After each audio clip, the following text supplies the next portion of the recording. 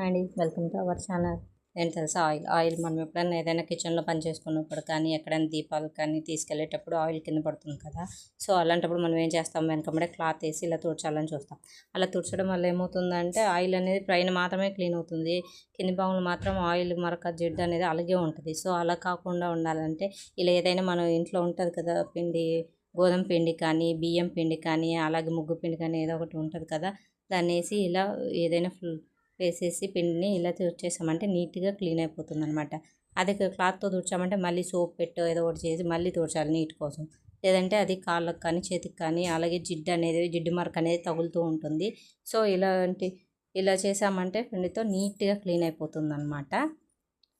చూసారా, ఇలా ఈ పని కూడా ఈజీ అయిపోతుంది అనమాట. పెద్ద ఖర్చు ఏం లేకుండా ఈజీగా కొంచెం పిండితో అయిపోతుంది అనమాట. ఈ వీడియో కనుక మీకు నచ్చితే మన ఛానల్ సబ్స్క్రైబ్ చేయండి. Thank you for watching.